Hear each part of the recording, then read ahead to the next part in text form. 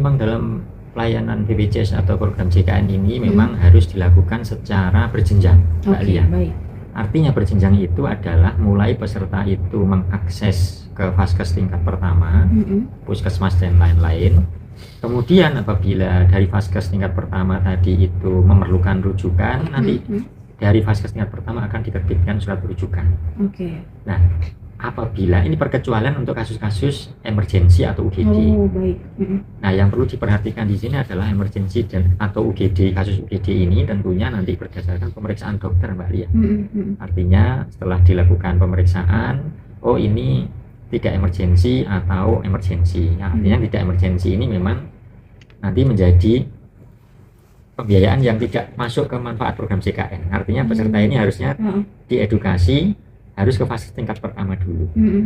Nah, sekarang yang terjadi adalah berkembang di masyarakat, sakit sedikit pengennya ke rumah sakit begitu. Iya. Nah, ini kasihan Mbak Lia, nanti kalau semuanya datang ke rumah sakit tanpa adanya filter, tanpa adanya screening, nanti ke rumah sakit nanti jadi penuh. Dan ini tentunya akan menjadi beban yang berat bagi teman-teman tenaga kesehatan yang ada di rumah sakit. Dan selain itu, akhirnya nanti tidak ada prioritas mana yang harusnya masuk ke rumah sakit. Ini harusnya masuk ke rumah sakit, tapi karena overload menjadi tidak tertangani dengan baik. Sebenarnya fungsi filter, fungsi rujukan dan screening rujukan itu adalah memetakan apakah ini memang kasus di rumah sakit atau tuntas di tingkat pertama. Sebenarnya itu, Mbak. Ya. Jadi sekali lagi ya, ini masyarakat juga harus paham begitu. Bahkan kalaupun biasanya kita sudah masuk sebagai peserta BPJS Kesehatan, kemudian kita ujuk-ujuk ke rumah sakit, itu tidak bisa ya Pak ya? Harus melalui rujukan terlebih dulu ya? Harus ada rujukan.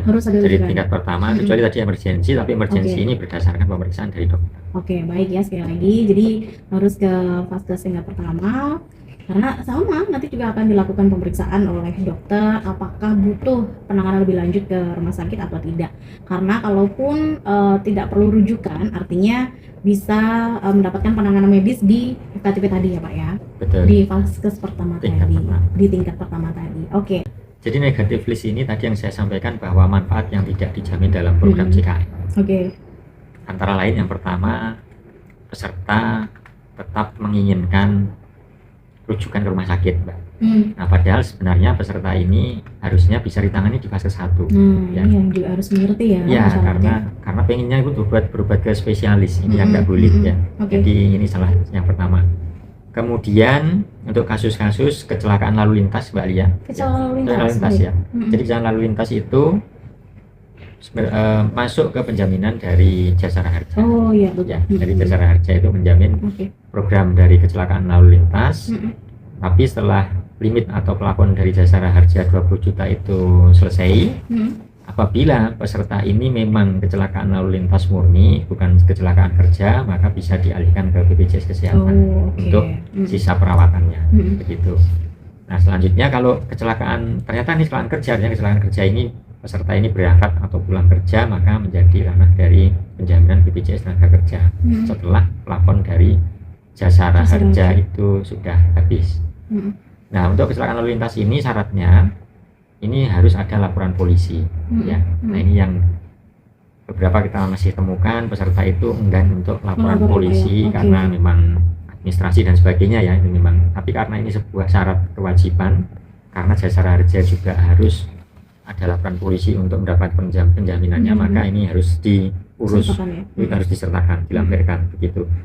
Dan itu ada batas waktunya Mbak Lia ya, jadi 3 kali 24 jam. Jadi setelah kejadian ini memang harus melaporkan. Kemudian kasus-kasus seperti wabah ya, wabah seperti kemarin tahun 2019 itu ada pandemi COVID. Itu juga bukan masuk ranah penjaminan dari program JKN atau BPJS, karena waktu itu COVID kan dihandle oleh Kementerian Kesehatan saat pandemi. Nah, begitu pandemi dicabut, itu baru dialihkan ke pelayanannya ke penjaminannya ke BPJS Kesehatan. Selanjutnya pelayanan yang dilakukan di luar negeri, Mbak. Pelayanan di luar negeri. Jadi karena kita program JKN ini hanya khusus untuk di Indonesia. Selanjutnya ada tujuan estetik atau untuk kecantikan. Ya, ini juga bukan masuk ranah penjaminan program JKN. Selanjutnya infertilitas itu pengen mempunyai anak itu juga tidak Tidak dijamin di- ya. tidak dijamin. Terus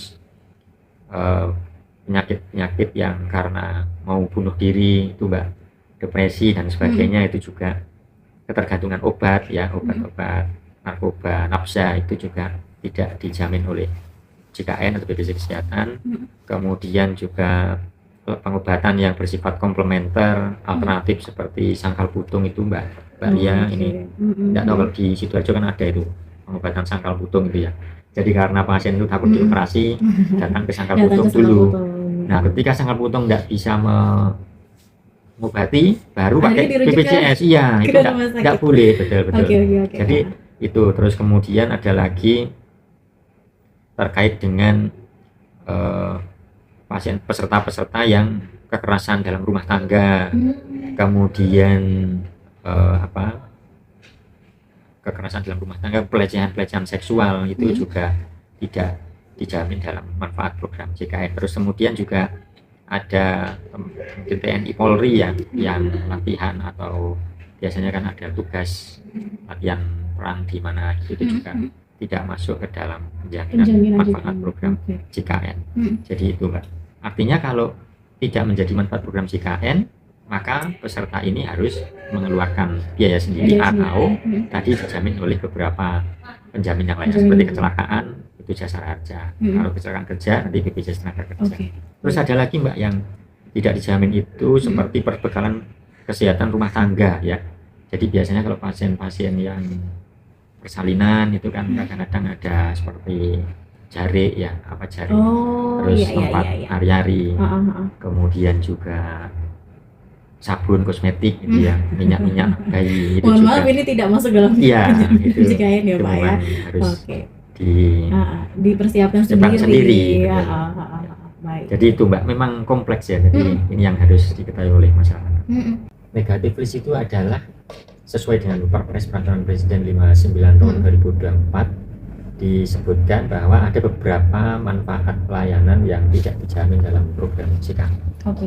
Jaminan Kesehatan Nasional ya. Oleh karena itu beberapa pelayanan yang tidak dijamin ini tentunya nanti masyarakat juga harus paham dan memang ada beberapa penjaminan yang sebenarnya itu tidak dijamin oleh BPJS Kesehatan.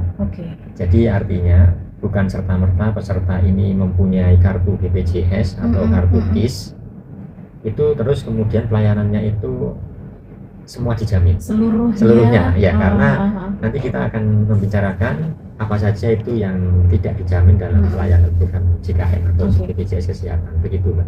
Jadi ada perpresnya memang ya. Ada perpresnya ya. Jadi yang mesti dipahami oleh masyarakat adalah ketika mereka masih ada yang belum tahu gitu ya Pak ya tentang ternyata beberapa ini tidak bisa dijamin oleh JKN gitu misalnya ya. Khawatirnya ketika mereka tidak paham, sudah ada perpresnya juga, kemudian menggunakan layanan kesehatan, pasti kan dijelaskan di situ kalau ini tidak termasuk penjaminan JKN gitu ya Pak ya. Nah si masyarakat ini yang nggak tahu loh, padahal kan sudah punya BPJS nih Mbak segala macam gitu. Yang dikhawatirkan kan itu ya Pak ya. Betul.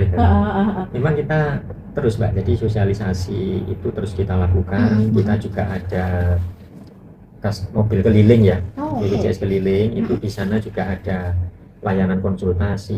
Kemudian di kantor pun apabila ada peserta masyarakat yang datang itu mengurus kartu atau apa atau perubahan data misalkan itu juga boleh ditanya-tanyakan. Dan mungkin pagi ini juga kita mengadakan sosialisasi itu harapannya memang seluruh masyarakat nanti bisa lebih mengerti dan tentunya lebih banyak paham bagaimana program JKN atau BPJS tadi. Iya, jadi satu manfaat diagnosa ini sebenarnya standar kompetensi, Mbak. Standar kompetensi ya Pak ya? Standar kompetensi. Artinya standar kompetensi ini dikeluarkan oleh Konsul Kedokteran Indonesia, di mana satu manfaat diagnosa ini kompetensi yang harus bisa ditangani di vaskes tingkat pertama. Sebenarnya itu Mbak ya. Nah namun dari satu manfaat diagnosa itu apabila ada yang tidak bisa ditangani oleh vaskes tingkat pertama, tapi tentunya harus melalui proses yang namanya pemeriksaan atau assessment ya Mbak ya.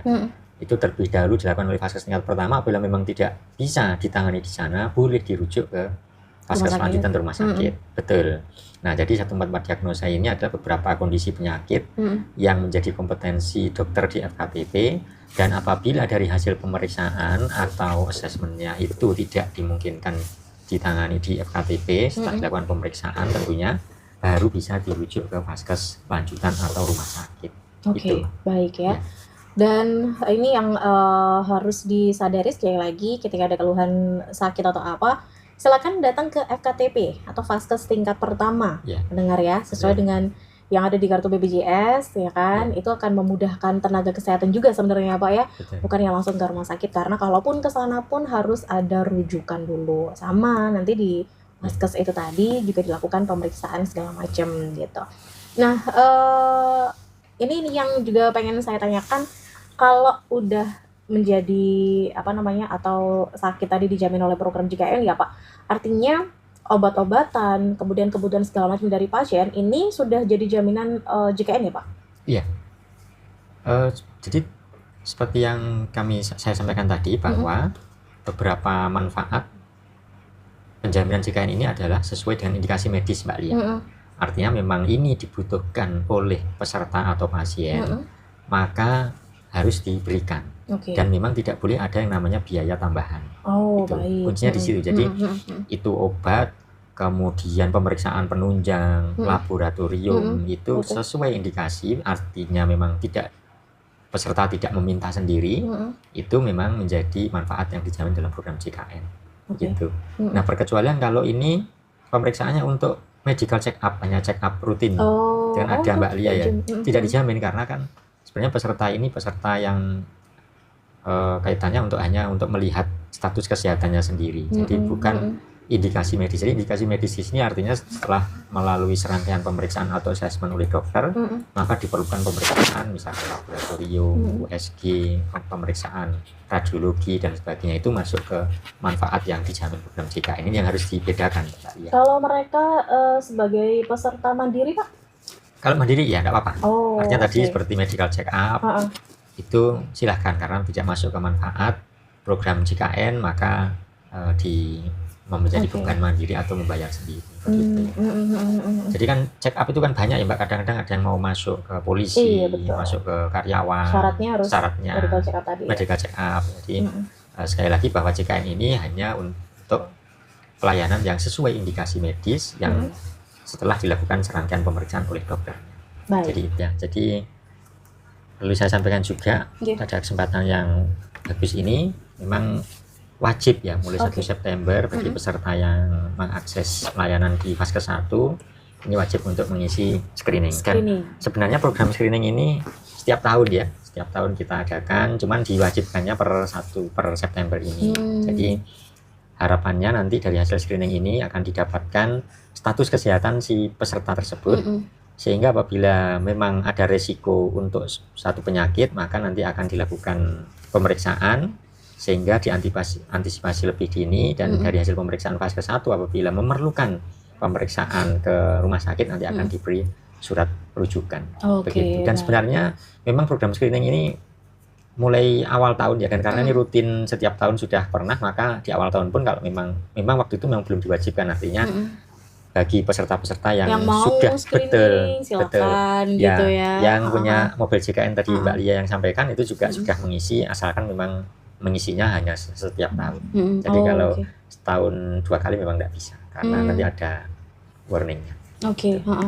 Jadi tapi sebenarnya yang kita juga rasakan adalah sekarang ini masyarakat diajak untuk lebih peduli terhadap kesehatan supaya bisa mendeteksi secara dini tadi ya Pak ya. Sekarang tuh udah digalakkan seperti itu di posyandu. Sekarang bukan anak-anak kecil aja yang ditimbang segala macam, tapi ibunya juga, lansia juga gitu. Jadi semoga masyarakat juga semakin aware terhadap kesehatan gitu ya Pak ya. Betul. Pak, di sesi penutup kita ada lagi yang ingin disampaikan terkait dengan topik kita hari ini Pak, monggo. Ya. Artinya tadi saya menggarisbawahi terkait dengan negatif list atau manfaat yang tidak dijamin. Memang dalam program JKN ini sesuai yang saya sampaikan bahwa harus sesuai indikasi medis, kemudian dilakukan secara berjenjang, artinya dari Vaskes 1 terlebih dahulu, kemudian dari Vaskes 1 apabila dari hasil pemeriksaan tidak bisa, maka langsung diberi surat rujukan, nanti akan alihkan ke rumah sakit. Oke. Itu kecuali kasus gawat darurat. Tapi kembali lagi bahwa gawat darurat ini adalah sesuai hasil pemeriksaan dokter Mbak Lia ya. Oke. Jadi Betul, kemudian tidak mau ngantri, akhirnya sudah datang ke UGD aja biar lebih cepat ditangani. Itu tidak gitu juga ya. Harus Karena ada pemeriksaan dulu. iya, karena nanti yang saya sampaikan bahwa nanti kasihan, jadi rumah sakit akan overload, kemudian nanti peserta yang benar-benar memerlukan Betul. pelayanan di rumah sakit nanti akan terbengkelai begitu. Kemudian yang kedua terkait dengan 144 diagnosa, ini adalah kompetensi di fase 1 tapi bukan berarti tidak boleh dirujuk ke rumah sakit. Artinya fase 1 harus memastikan bahwa ini perlu dirujuk apa enggak melalui serangkaian pemeriksaan atau assessment. Dan apabila dari pemeriksaan atau assessment tadi itu memang perlu rujukan, silahkan untuk dirujuk. Tapi bahwa rujukannya tetap harus kembali berjenjang, artinya ke rumah sakit kelas D dulu, C, B, baru kelas A kalau ada. Jadi tidak semuanya nanti ke B juga. Nanti kalau semuanya ke B, sekali lagi Mbak, nanti rumah sakit akan overload ya. Karena memang di Permenkes sudah dijelaskan bahwa rumah sakit kelas D, C, B, dan A itu memang sudah ada kompetensi masing-masing. Artinya tidak semuanya harus langsung ke rumah sakit yang besar.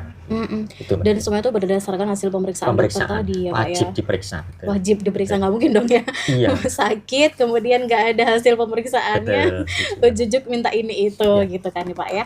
Baik, terima kasih banyak Bapak Erwin Widiarmanto, Matur nuwun sudah hadir, sudah bagi banyak informasi untuk masyarakat Pak. Semoga masyarakat atau pendengar kita juga teredukasi dengan obrolan kita ya terkait isu penjaminan 144 diagnosa dan 21 kondisi yang tidak dijamin. Bapak terima kasih sekali lagi, semoga